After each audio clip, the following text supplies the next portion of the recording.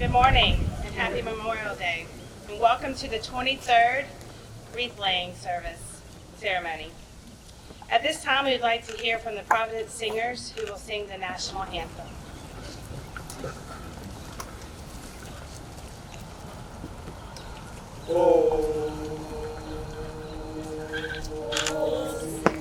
Can you see by the dawn's early light what so proudly we hailed at the twilight's last gleaming, whose broad stripes and bright stars through the perilous fight o'er the ramparts we watched were so gallantly streaming, and the rockets rang clear, the heart's blessing in air, gave proof through the night that our flag was still there. Oh, say does that star-spangled banner yet wave o'er the land of the free and the home of the free?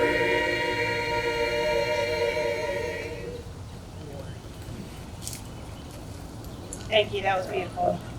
At this time, I would like to invite to the podium Pastor Jeff Dameron from the Union Christian Church to give an invocation.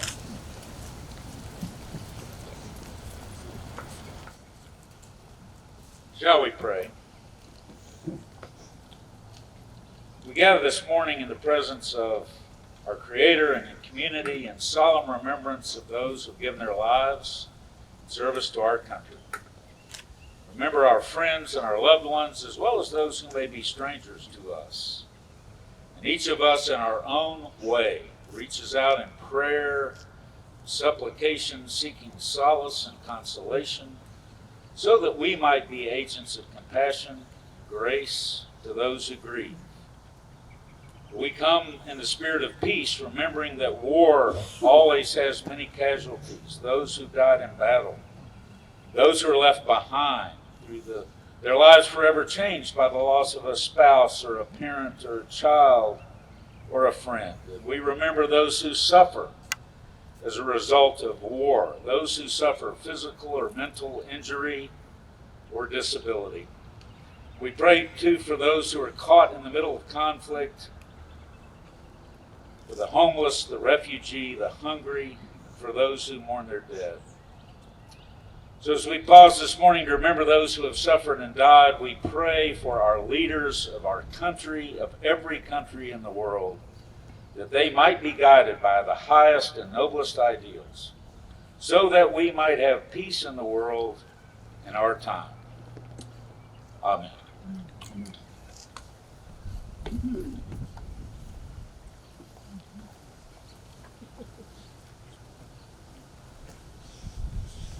All right, well, I am Mayor Pro Tem Beth Whitten. I'm not Ron Anders, who's the mayor. He is actually helping his youngest child move into her apartment in D.C. for her first professional job, and he does send his regards and his appreciation for your attendance today. While this monument has stood here for almost 23 years, we have been celebrating and honoring the fallen for 155 years. This monument that stands at Ross and Glen memorializes those who have served our country. And as you look around, there are bricks inlaid in the monument and throughout that bear the names of those who've either fallen, retired, or still are serving our country. Some of those names are more than 930 brick markers of the men and women who also grew up here in Auburn or have ties to those who are Auburn residents. This monument here today is in thanks to the efforts of former Mayor Bill Ham, Economic Development Director Philip Dunlap, former city manager Doug Watson, and the work of the Auburn Veterans Committee, which was established in 1999. The first chair of that committee was Captain Dick Phelan, who served in the U.S. Navy for 27 years. His last station brought him here to Auburn, where he served as the commanding officer of Auburn University's Naval ROTC program. Thankfully, Captain Phelan decided to stick around after his retirement in 1991. When the Veterans Committee was formed, Phelan was recommended to lead the group. With his help, the city established events on both Memorial Day and Veterans Day, beginning a legacy of honoring our community's veterans. Since those early days, Phelan added financial planner, city council member, mayor pro tem, and many other positions to his resume. I was proud to serve alongside him during 4 of those 16 years on the council. But one title that has been consistent since that day in Auburn is an Auburn Veterans Committee member. Phelan and his wife Edna have enthusiastically served the Auburn community and its veterans for years now, constantly finding ways to give back and invest. We're honored to have him today here with us, and I'm proud to introduce retired Captain Richard Dick Phelan to the podium.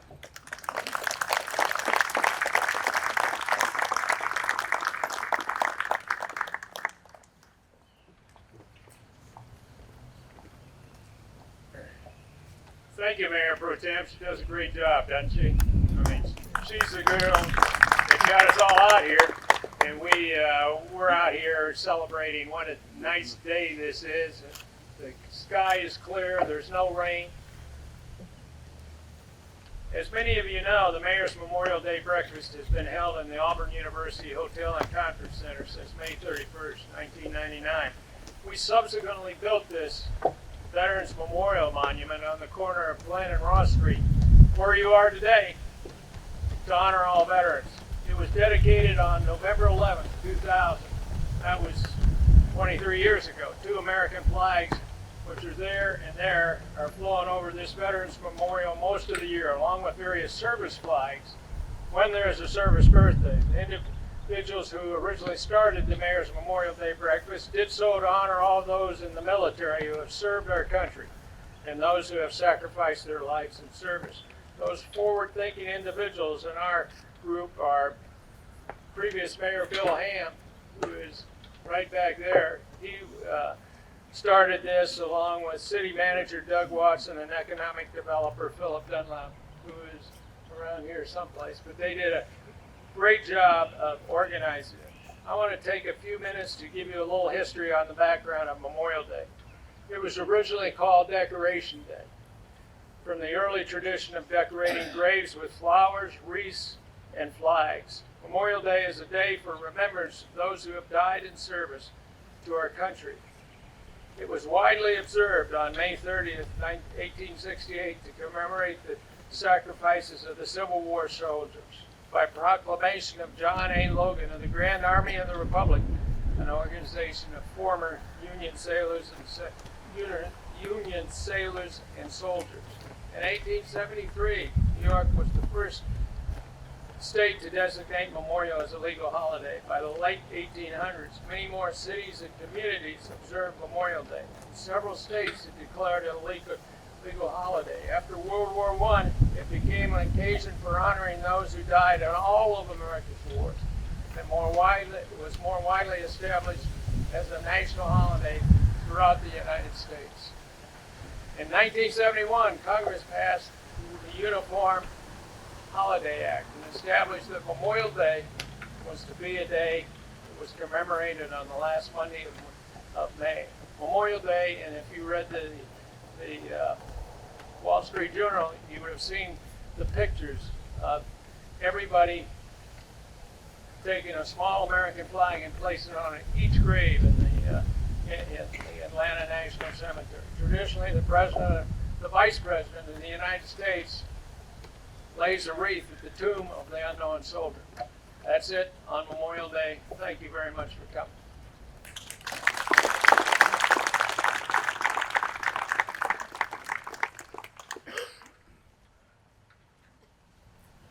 At this time, Nathan Landers will play taps, while the Auburn University Naval ROTC Color Guard will lower the flags to half staff. And immediately following taps, the VFW Post 5404 will perform the rifle detail.